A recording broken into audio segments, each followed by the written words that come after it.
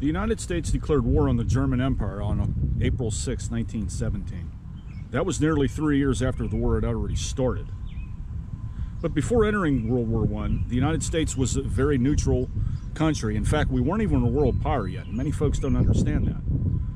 But it was this plunge into this madness that was taking place in Europe that would cost many lives here, that would make the United States a world power. By the time the United States enters World War II, we are officially a world power. But it was the result of World War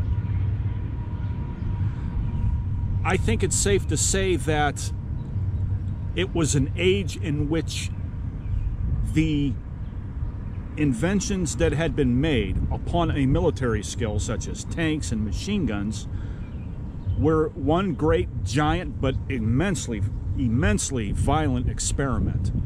And because of those weapons, simple ones as you would consider by today's standards, such as machine guns and tanks, slaughtered hundreds of thousands of soldiers very quickly. This was the first war where that kind of scale of violence and death that could be ascertained in minutes was finally and unfortunately put on the map of humanity. It was a very extraordinary set of circumstances, if you will, that procured these instruments of death and using them very effectively. And this is not because there was, Nazism like World War II or, fascism like they had in Italy in World War II. This was done on a scale of experimentalization, if you will. It's really, really extraordinary that this took place. And with the sinking of the Lusitania, that, again, with the bombs in place and the strategic capabilities of these newly found weapons, just turned war into the modern conflict that it would become. But what's more interesting, after this all happens and after this goes down, the U.S., of course, we made major contributions to Europe to help them fight the German Empire, such as raw material, money, even military weapons that we barely were capable. We didn't even know how to use at the time, and we were sending them away, giving them to the Europeans in order to fight the German Empire. So by the time we start this, in 1917, we have the General of the Armies, John Pershing, who was the Commander-in-Chief of the American Expeditionary Force. 10,000 men a day were going on the Western Front, people. 10,000 men a day. Can you imagine the magnitude of that? It's extraordinary. But after a relatively slow start in mobilizing the economy and the labor force by the spring of 1918, our nation was poised to play a role in that conflict, and we did.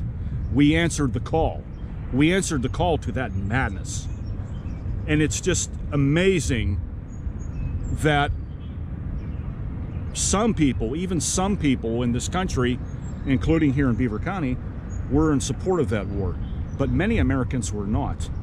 Very much like Vietnam, there were groups of Americans, Irish Americans, German Americans, Scandinavian Americans, Italian Americans, that were vehemently opposed to this war. Because I think as European immigrants, they understood the implications of what goes on in Europe much more so than the average American who was born and raised here. That's significant in a historical narrative because up until that time, we didn't experience overseas influence. We didn't experience the cultural influx because most of the immigrants from the generation in which my grandparents came here, and for those of you who are my age or even a little younger, your grandparents came here, that was the time when all of this occurred. And for the most part, the amalgamation of all these cultures and nationalities and languages, we thought after World War I that would be the panacea to all wars. We find out that's not the case. That's clearly not the case. That's not what happened at all. Woodrow Wilson goes into the war. He's not sure of what's going to happen. He's completely clueless of the outcome. And he's also completely clueless as to the level of violence that European soldiers are being exposed to. Because remember, the conveyance of information, you know, in World War I wasn't like it is now. You know, there was no digital age. You know, even with telegrams and telephones and you know, just regular mail correspondence, even when the extraordinary things were happening over there in Europe, it took a while for the United States, you know, even realize what was going on there. You must remember, even in the age of Abraham Lincoln, it was about 3 days before the whole nation knew that Lincoln was even dead. And likewise, that kind of sort of carried out even with the arrivals of telephones and telegraphs, because those were expensive pieces of equipment to own, and that was only available to the select few. Especially, you know, I guess the exception would be, you know, major companies who had the financial means to procure those kinds of pieces of equipment in their companies to institute better conveyance of business. But nonetheless, so we get into the war, and then it happens. Beaver County responds. What does Beaver County do? Well, in our next episode, I'm going to reveal to you what Beaver County's response was to the war, men and women. There was a lot of different views. There was a lot of different forms and levels of support. And there was also a lot of opposition.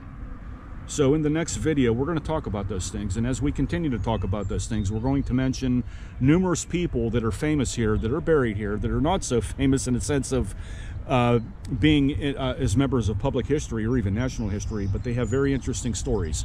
And a lot of these people that I've researched, I'm going to share those stories with you, and you're just going to be, hopefully, more informed about the war from a local perspective, but also from a national perspective. And you're going to hopefully form your own opinion by the information in which I provide in this video to show you where people were in this time period, especially here in Beaver County. What were they thinking about? What were they writing about? What were their newspapers saying? We're going to get into all that. So I hope you join me in the next video. Thank you for being patient with me. I've had some health issues that I don't want to get into right now, but I just wanted to tell you that I appreciate everybody's concerns and prayers and feedback. Thank you for everything. Thank you for watching my videos. Thank you for liking them. Thank you for recommending them. And a big shout out to all the new subscribers who are coming here on a daily basis. I am really flattered and honored to have you on my platform. So we'll see you in the next video, guys. Have a safe weekend. We'll see you when we see you.